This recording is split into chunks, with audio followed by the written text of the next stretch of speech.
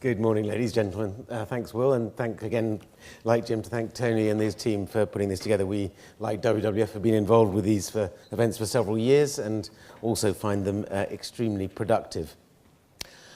I think, like Jim and Sally, we're all going to repeat the same message to a certain extent, and that's probably not a bad thing.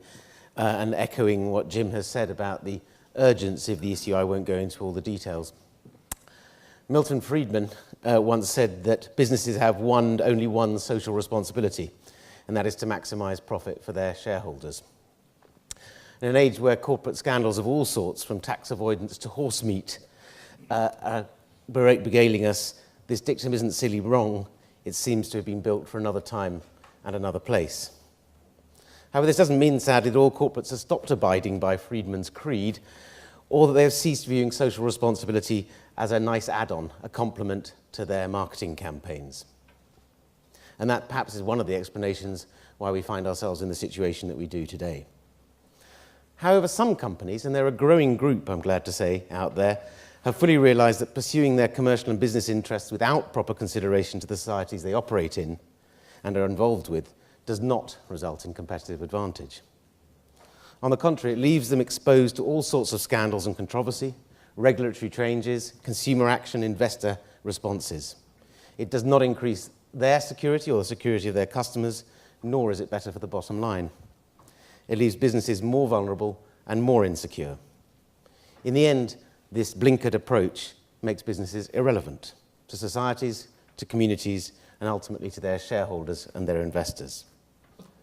In 2013, the game has most definitely changed, and some are beginning to win. Corporates, including some of the best-known global brands, and Jim's already mentioned one, are now aiming for net positive. Jim has laid out what net positive is. A couple of thoughts about what net positive is not. It is not social responsibility 2.0, and it shouldn't be viewed as such. It's not a new way of doing CSR. It's a new way of doing business.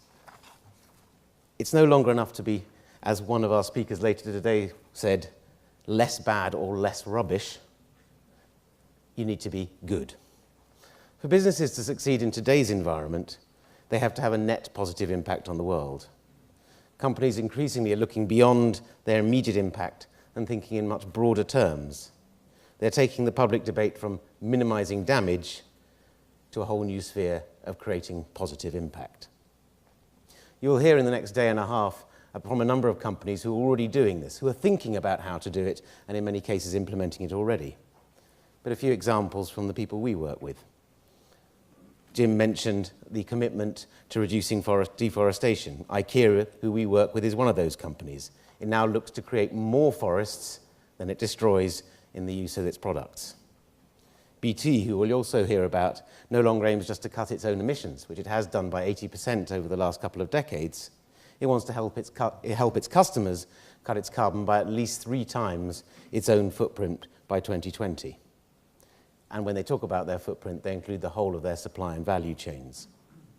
Other companies like Coca-Cola, Walmart, and others have embarked on similarly ambitious net positive projects. Why? Because they see real business value from doing so.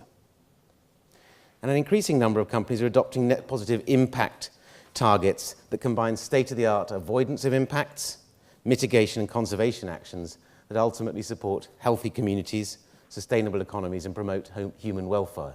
After all, this is their customers they're talking about. Unhealthy, impoverished, insecure customers are certainly not good for business.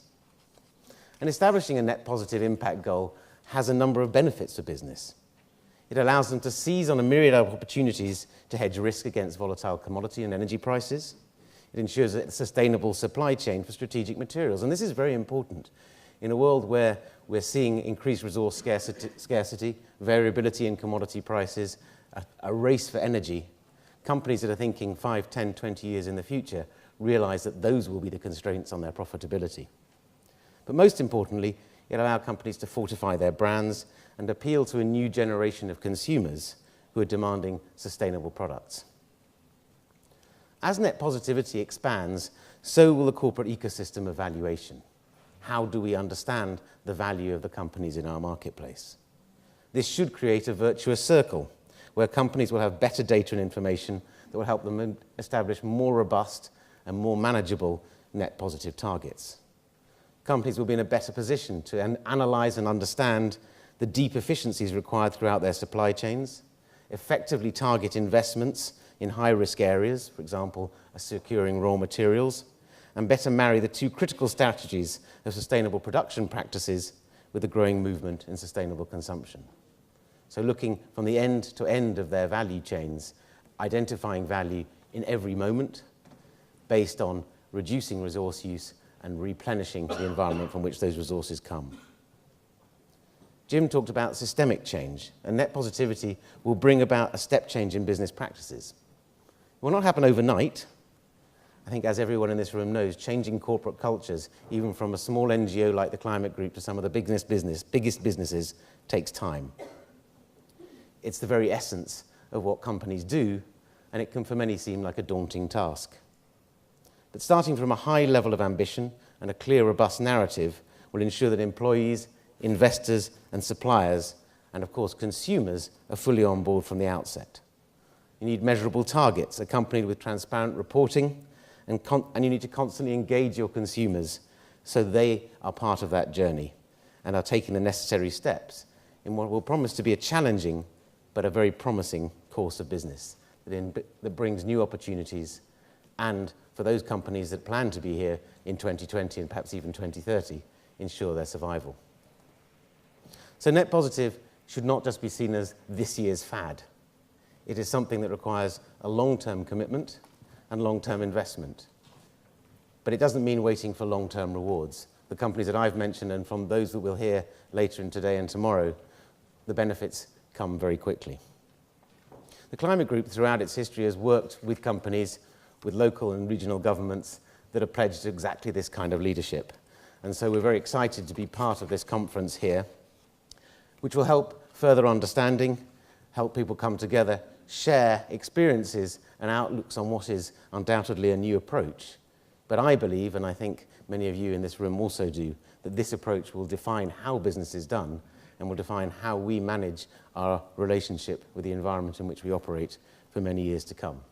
So it just remains for me to thank you all again for being here, to wish everyone a very successful conference, and I think like others, look forward to hearing from your experiences and seeing how we can work together to take them to another level. Thank you very much.